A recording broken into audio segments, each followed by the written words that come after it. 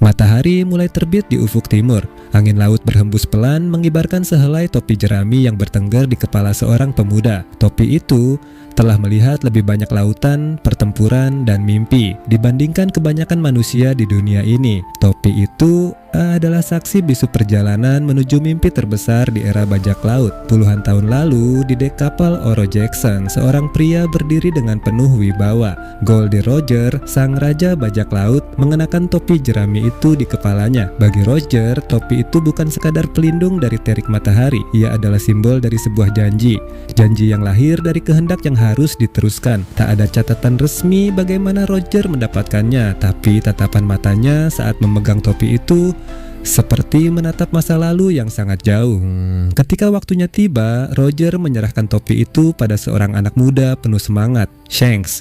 Tidak ada kata-kata panjang, hanya tatapan yang seolah berkata, "Lanjutkanlah." Bertahun-tahun kemudian, di desa Fuchsia, seorang anak bernama Monkey D. Luffy menatap Shanks dengan kagum. Ia ingin menjadi bajak laut meski tubuhnya masih kecil dan kemampuannya jauh dari kata siap. Tapi keberanian Luffy membuat Shanks percaya bahwa anak ini berbeda. Hingga suatu hari, Shanks harus berlayar meninggalkan desa itu. Sebelum pergi, ia melepas topi jeraminya, menunduk dan menaruhnya di kepala Luffy. "Topi ini sangat berharga bagiku," kata Shanks. "Kembalikan padaku saat kau sudah menjadi bajak laut hebat." Air mata Luffy jatuh, tapi senyumnya lebar. Ia tahu itu bukan sekadar titipan. Itu adalah tantangan dan awal dari mimpi yang akan mengubah dunia. Namun, ada hal yang tak banyak orang tahu. Di dalam benteng Mary Geoise, tersembunyi di ruang yang hanya diakses oleh penguasa tertinggi dunia, tersimpan sebuah topi jerami raksasa membeku dalam peti es raksasa. Mengapa pemerintah dunia menyimpannya? Apakah ada hubungan antara topi itu, Joy Boy, dan takdir Luffy? Tak ada yang tahu pasti, kecuali mungkin mereka yang hidup sejak 800 tahun lalu. Sekarang, topi itu berada di tangan Luffy melintasi lautan bersama kru topi jerami. Topi yang sama yang dulu dikenakan oleh sang raja bajak laut. Topi yang mungkin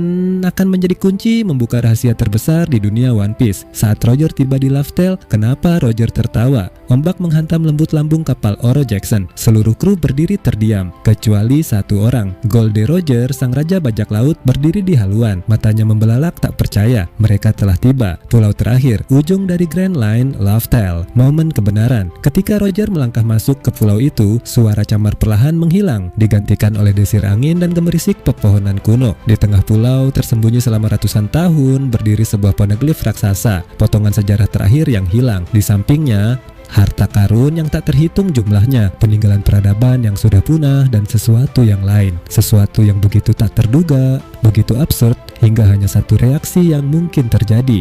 Roger mendongakkan kepala lalu tertawa. Tawa yang menggema di seluruh pulau memasuki hati setiap kru. Oden yang berdiri di dekatnya ikut tersenyum meski sorot matanya menyimpan kesedihan. Kebenaran tentang abad kekosongan, nasib Joy Boy, dan arti sebenarnya dari One Piece, semuanya ada di sini. Namun, itu bukan seperti yang dibayangkan dunia. Apa yang membuatnya tertawa? Oda tidak pernah mengungkap secara pasti apa yang Roger lihat. Namun, dalam wawancara, ia memberi petunjuk. Harta itu adalah sesuatu yang akan membuat siapapun tertawa. Bukan sekadar kekayaan atau kekuatan, tetapi sebuah kebenaran yang begitu ironis, begitu mustahil, hingga terasa seperti punchline dari lelucon berusia 800 tahun. Roger pun memutuskan rahasia ini harus disimpan. Dunia belum siap untuk tertawa bersama mereka. Ketika meninggalkan Laugh-Tale, Roger membawa tawa itu bersamanya. Ia tahu waktunya sudah tak lama dan ia pun mewariskan kehendak itu bersama kesempatan untuk menemukan tawa itu lagi kepada generasi berikutnya. Rahasia simbol D. Dalam dunia One Piece ada nama yang selalu muncul, bukan sekadar nama tapi tanda. Simbol itu sederhana, huruf D di tengah nama. Monkey D. Luffy, Goldie Roger, Trafalgar D, Waterloo, Port Gas D Ice. Apa arti sebenarnya dari Wheel of D? Mengapa orang-orang yang memilikinya selalu mengguncang dunia? Jauh sebelum era bajak laut, bahkan sebelum kerajaan dunia dibentuk, ada sebuah bangsa kuno yang hidup di puncak kejayaan. Mereka memiliki teknologi luar biasa, kekuatan tak tertandingi, dan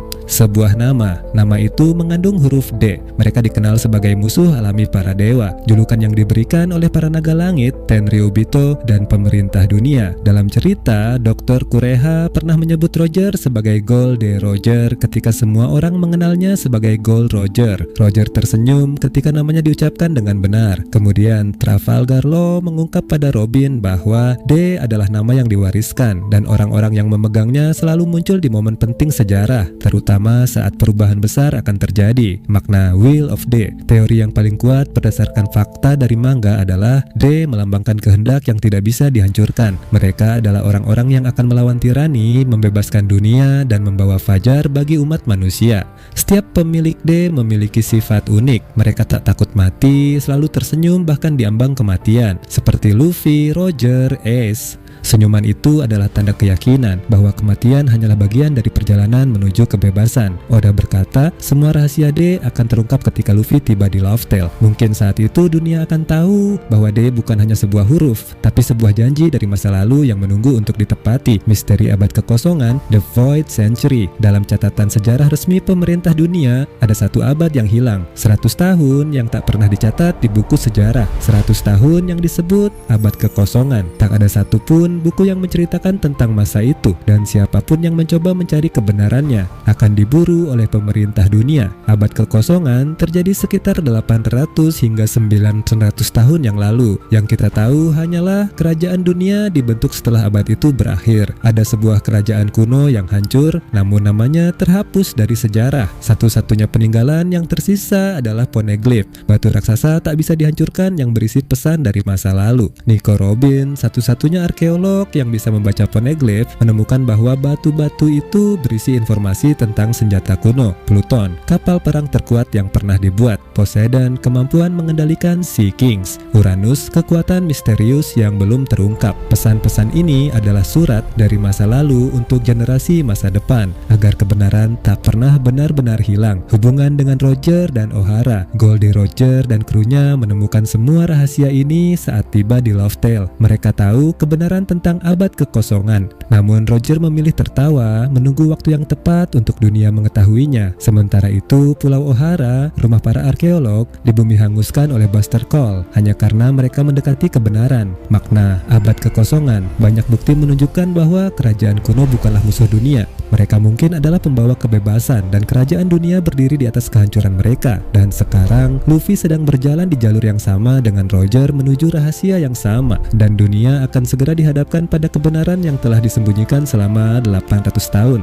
Rahasia senjata kuno, Ancient Weapons. Di lautan One Piece ada 3 senjata yang disebut-sebut memiliki kekuatan untuk mengguncang dunia. Mereka bukan sekadar legenda, mereka adalah Ancient Weapon, senjata dari masa lalu yang bisa mengubah masa depan dunia. Pemerintah dunia berusaha keras menyembunyikannya, sementara para bajak laut dan kerajaan tertentu berusaha menemukannya.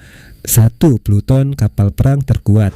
Pluton digambarkan sebagai kapal perang dengan kekuatan penghancur yang tak tertandingi. Dibuat pada masa abad kekosongan, katanya bisa menembakkan meriam yang mampu menghancurkan pulau dalam sekali serang. Blueprints-nya sempat diwariskan dari generasi ke generasi oleh para tukang kapal water seiyo sampai akhirnya Franky membakarnya untuk mencegah penyalahgunaan. Namun, Oda memberi petunjuk mengejutkan. Pluton versi asli mungkin masih terkubur di bawah Alabasta.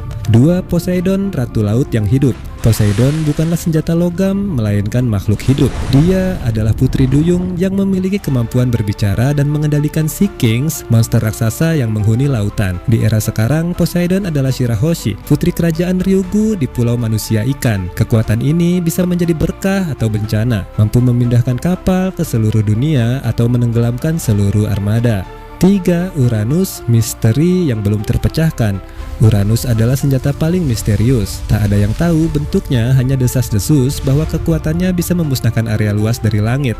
Beberapa fans berspekulasi bahwa pemerintah dunia sudah memilikinya. Mungkin senjata inilah yang digunakan untuk menghancurkan Lulusia dalam satu serangan cahaya. Apa hubungan Ancient Weapons dan One Piece? Ketiga senjata ini terhubung dengan Poneglyph dan abad kekosongan. Ada teori bahwa kerajaan kuno menciptakan senjata ini bukan untuk menaklukkan, melainkan untuk menjaga menjaga kebebasan dunia. Namun, di tangan yang salah, senjata ini bisa menjadi alat dominasi mutlak. Dan kini, tanpa disadari, Luffy dan kru topi jerami sudah berada di jalur untuk menguasai semua kuncinya. Jika Pluton keluar dari Alabasta, jika Poseidon memanggil Sea Kings dari seluruh dunia, dan jika Uranus akhirnya diaktifkan, maka peta dunia akan berubah selamanya.